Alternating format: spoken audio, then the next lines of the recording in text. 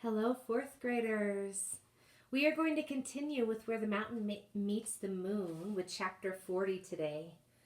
With the last reading, we really got caught on a cliffhanger, right? And I just want to show you that picture to activate your schema. Remember that kite string came back down, ended up being a big silk rope that divided into a bridge. So I'm curious, what are you thinking is going to happen?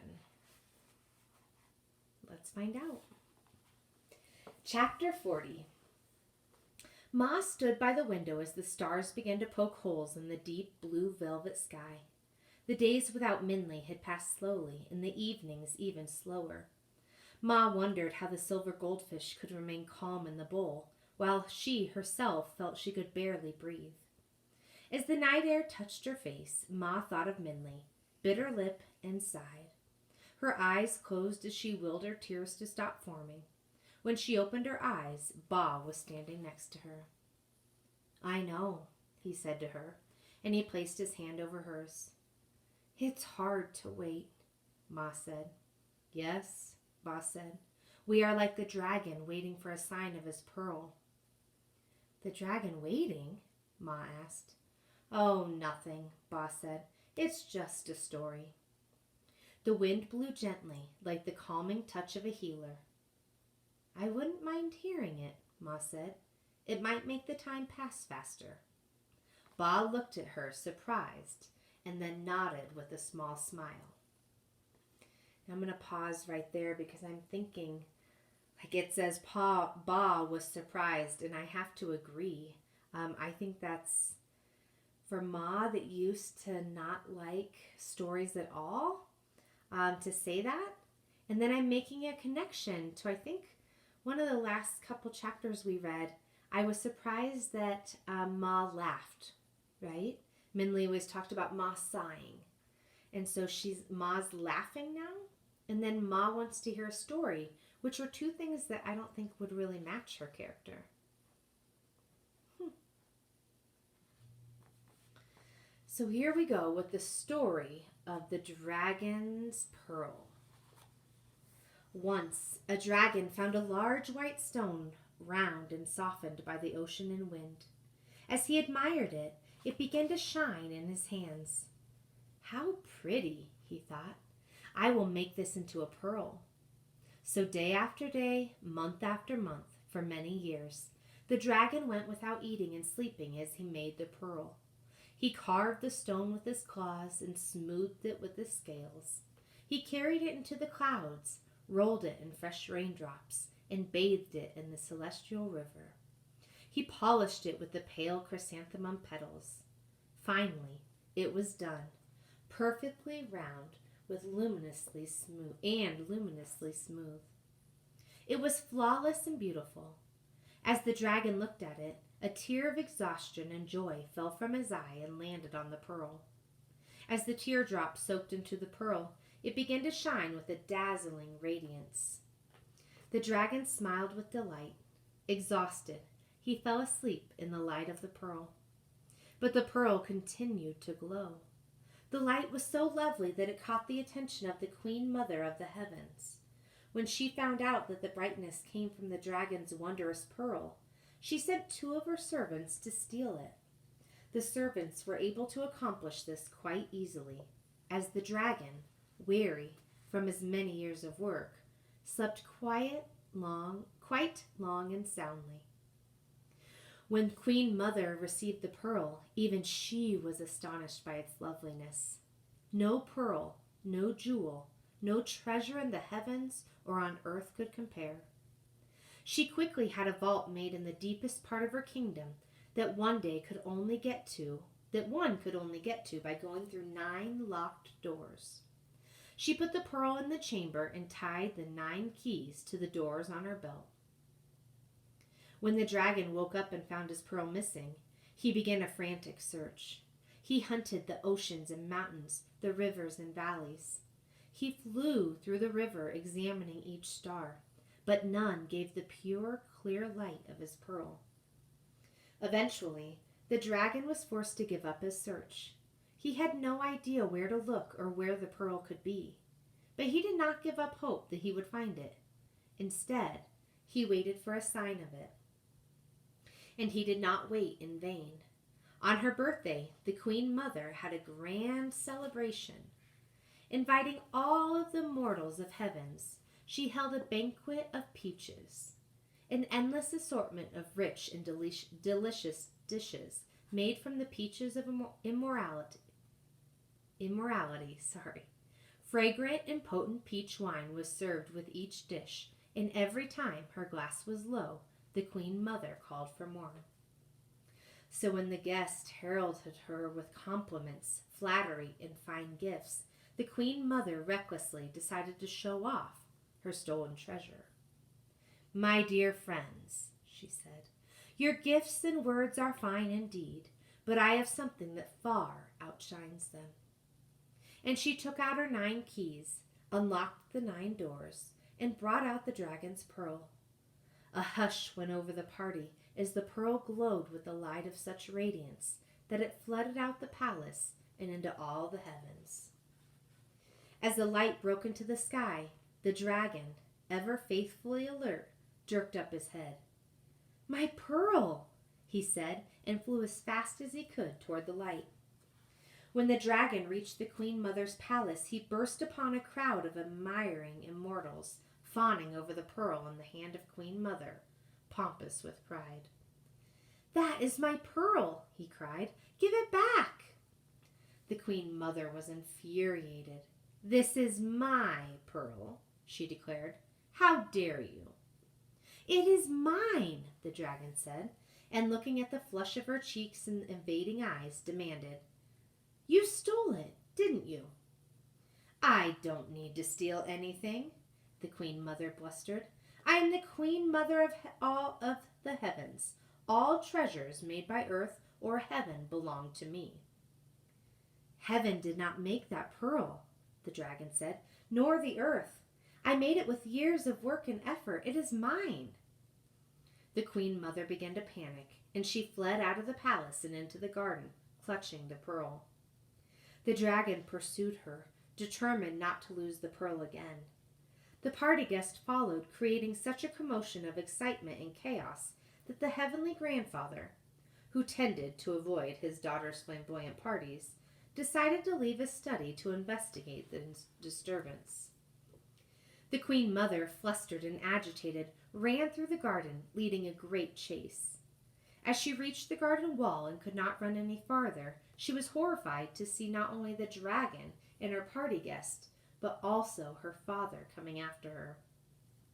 As they reached her, in a fit of terror, she threw the pearl over the wall. The dragon gave a roar of dismay, and all rushed to look over the garden wall to see the pearl fall deep in the river. In the deep blue water that separated heaven and earth, the pearl seemed to grow larger and glow more radiantly. The dragon began to make movements to dive into the river when the heavenly grandfather stopped him. "Leave it there," he said, "and shame on you both. That pearl should not belong to one being. Do you not see this is where the pearl belongs, where everyone on heaven and earth can see its beauty and enjoy it?" Both the dragon and the Queen Mother humbled, nodded, and the guest praised the heavenly grandfather's wisdom. And so did the people on earth, for now, when they looked up into the sky, the moon glowed down upon them.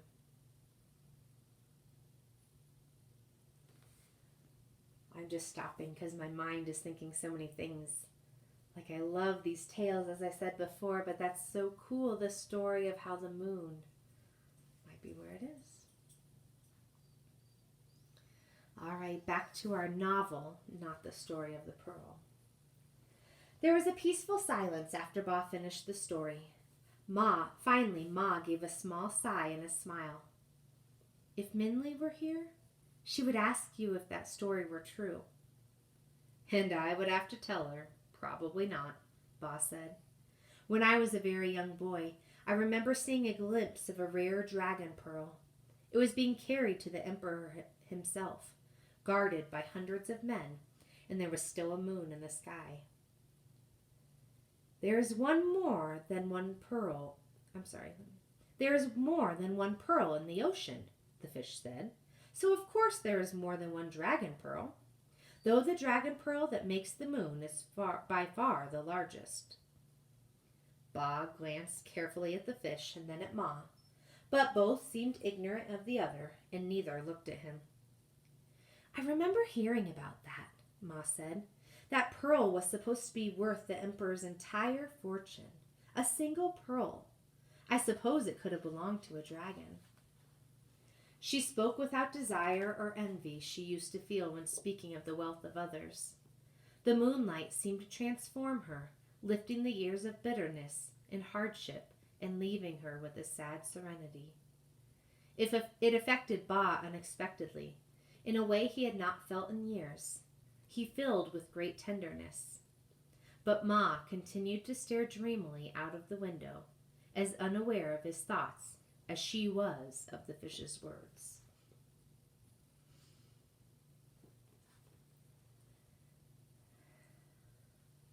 And that, my friends, is the end of chapter 40.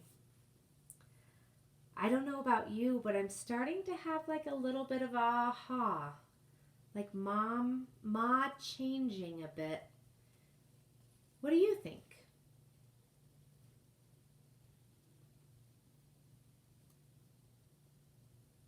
One of the things I just thought was, I wonder if Ma was taking for granted having Minley there. So I wonder if having Minley gone and missing her so much is making her realize how much she had, how fortunate she was. Because I know it's easy to take things for granted, right? We'll move on to chapter 41. It must be a bridge to the top of Never-Ending Mountain, Dragon said, and to the Old Man of the Moon. With the attached bamboo stakes, Minley and the dragon had anchored their end of the bridge into the ground, and it stretched into the night. It quivered in the moonlight. Minley stared at the vast length of the bridge, hanging in the sky like a delicate red spiderweb. I don't think you'll be able to cross it, Minley said. Dragon, too, looked at the U-shaped bridge with its fragile ropes. I cannot fit on it, he said, and I doubt it will bear my weight. Well, Minley said, maybe it is magic, like the thread. Try. Dragon put one foot onto the rope bridge, but as the rope felt his mass, it groaned and the bamboo stakes began to tear out of the ground. Hurriedly, Dragon stepped off. I think, Dragon said slowly, I am not destined to see the Old Man of the Moon. Minley looked at the dragon's downcast eyes and read the years of sadness and frustration in his face. Tears burned in her eyes as she thought about their long travels that had led to this disappointment. I wish I could fly, the dragon said simply. You will, Minley said, blinking her tears away. The bridge is big and strong enough for me. I'll ask the Old Man of the Moon your question in return. Dragon brightened with hope. You will? He said. You will do that? Minley nodded. I will wait here for you, Dragon said. I will not move until you return. When you tell me what he says, I will fly you back home to your family. Then I better get going, Minley said, but her smile faded as she looked at the bridge in front of her that seemed to loom into nothingness. I will wait for you here, Dragon repeated. Minley nodded and took a deep breath. Then, grasping the two side ropes for balance, she carefully stepped onto the rope bridge and began to walk.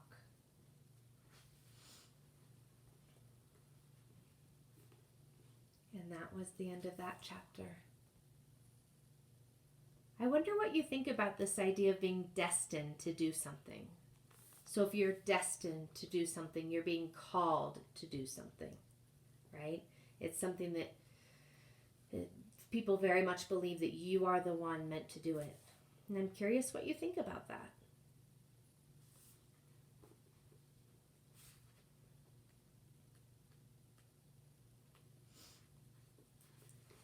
And we'll continue with chapter 42. I think I'm seeing a rabbit here, and I have no idea what that means or where that's coming into a story. So I have lots of questions right now.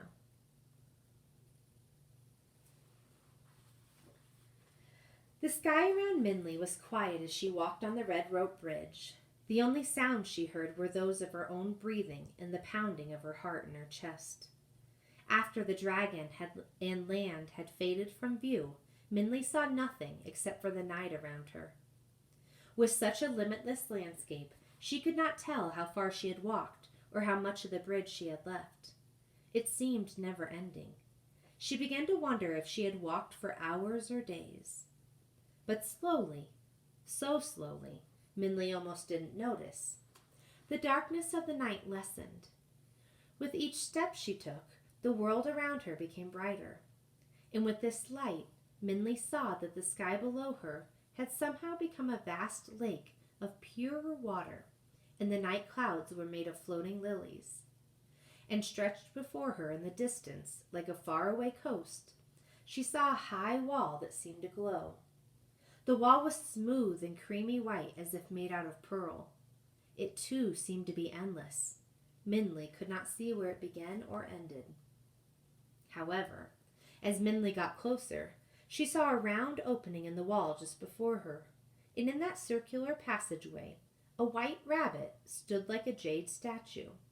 It was only when Minley stepped off the bridge and the rabbit started toward her that Minley realized it was alive. "Welcome," the rabbit said. "You're a little late. Did you have trouble with the monkeys?" Minley was too astonished to speak. The rabbit looked extremely like the one painted on her blue rice bowl. She nodded, with her mouth gaping. "Well, let's go," the rabbit said. "You're going to have to keep it short with the old man. He's very busy, and he hates unnecessary talk." I'm in shock, like she's going to be able to talk to the old man of the moon? Many of you might be agreeing with me. Minley followed the rabbit through the round opening into the white courtyard and over a polished stone bridge that seemed to grow from the ground. As they passed over it, Minley saw the smooth water wave with gentle ripples and heard what sounded like faint drumming. To one side of her in the distance, standing out against the flat landscape, Minley saw the silhouette of a man cutting down a lone tree, his axe making a thumping rhythm. As he chopped, the branches of the tree shook, leaves, blossoms, and seeds flew through the air and dropped into the water like raindrops. "Is that the old man of the moon?" Minley asked. "Him?" the rabbit said, following Minley's gaze. "Oh no, that's Wu Kang." "Why is he cutting down the tree?" Minley asked. It seemed like a shame to her that the only tree on Never-Ending Mountain was being cut down. "Questions, questions," the rabbit said. "I should make you wait to ask the old man. But if you must know, Wu Kang tries to cut down that tree every night."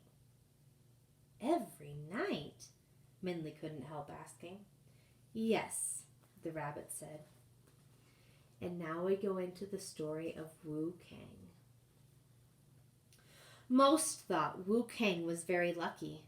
His wife was beautiful and his children were healthy, and they all lived in a comfortable cottage on a farm in the country. His parents and elder brother lived with him, and his neighbors were faithful friends. But Wu Kang always wanted more. So when his crops thrived and flourished, he decided farming was not satisfying enough for him. And the day he reaped his successful harvest, he told his friends that he was leaving the countryside to move to town. "Why?" they asked him. "I want more," Wu Kang said. "But we are so happy here all together," they said. "It's not enough," Wu Kang said. So he packed up his possessions and sold his cottage, farm, and land. Then, with his wife, children, parents, and brother, he moved to town. It was crowded and inconvenient in the smaller house, but Wu Kang was able to apprentice himself to a furniture maker, and his family began to adapt to their cramped home. However, the day he was able to carve a chair from beech wood was the day he quit and decided to move to the city. Why? His parents asked him. I want more, Wu Kang said. But we are happy here together, they said. It is not enough, Wu Kang said. So with his wife and children walking behind him, Wu Kang left his parents and brother behind him and moved to the city to search for something more. Their new home was a small hut of earth squeezed between other tumble-down houses on a filthy street, far away from the tight, cozy house in the town or the comfortable cottage on the farm. Nonetheless, his wife and children adjusted to life in the city, while Wu Kang looked for satisfaction.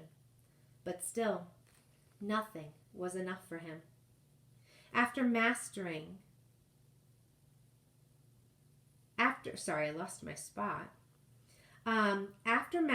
that skill, Wu Kang decided to quit the training to be a storekeeper. After learning how to hold a paintbrush, he stopped studying for a government position. Wu Kang always wanted more. Maybe you should try to become an immortal, his young son had said to him. You couldn't want more than that. I think, Wu Kang said, perhaps you are right. So Wu Kang packed up a small bag and left his wife and children to find an immortal to study under. His heartbroken wife pleaded with him as he stepped out the door. Don't leave, she said. Here we are together. It is not enough, Wu Kang said. Wu Kang searched and traveled long and far, and one night he found the Old Man of the Moon. At last, Wu Kang said, an immortal. Master, will you teach me? The Old Man of the Moon preferred to decline, but Wu Kang insisted and begged. So, with misgivings, the old man agreed and brought Wu Kang to Never-Ending Mountain. So the old man began to teach Wu Kang lessons full of wonder that common men would marvel at. However, Wu Kang, true to his nature, was unmoved and aspired for more. When the old man showed him how to obtain red threads from his granddaughter, the goddess of weaving, traveling across the sea of stars on a bridge of night birds, Wu Kang watched and followed, but after 3 days was discontent or not happy. Master, Wu Kang said, there must be something more you can teach me. So the old man taught Wu Kang how to tie the threads of destiny, sealing the knots with a shaft of light from the moon. Wu Kang studied and copied, but after 2 days he again grew less restless. Master, Wu Kang said, I know you can teach me more. Hence, the old man took out the sacred book of fortune and began teaching Wu Kang how to read its text. But after 1 day, Wu Kang exclaimed, there must be more than this.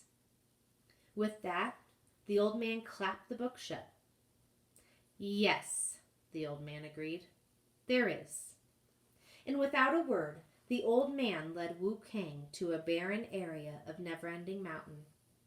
The old man knocked the ground with his walking stick, and from the rock a silver tree grew. As Wu Kang stared, the old man tied a string of destiny around him and the tree. The only things for me to teach you, the old man said to Wu Kang as he handed him an axe, are the lessons of contentment and patience. Only when you are able to cut down this tree will I know you have learned them. Wu Kang shrugged and began in earnest to chop down the little tree. Little did he realize that with every cut the tree grew back, and every blow only scattered the seeds from the tree into the night sky lake. So every night Wu Kang cuts the tree. Tied by the string of destiny, he cannot leave it, and it is fated to chop until he learns his lesson or until the end of time.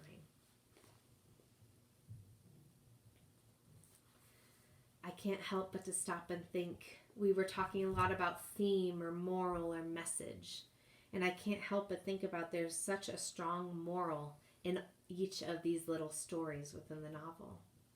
So I'd like to challenge you.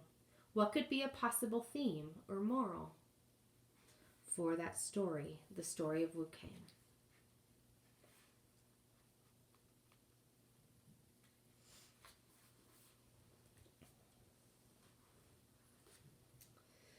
Minley walked silently after the rabbit finished the story, and for a while the only sounds were of the trees' flying seeds falling into the river. Those seeds, Minley said to herself, they are really falling through the sky to the earth. They are the seeds that fall onto the Moon Rain village. It's Wu King's chopping that makes the strange moon rain. The flowering trees grow from the seeds from the tree on Never-Ending Mountain. But just then Minley's thoughts were interrupted by the rabbit, which had stopped suddenly. "In there," the rabbit said, motioning toward a circular opening through a stone wall, "is the Old Man of the Moon."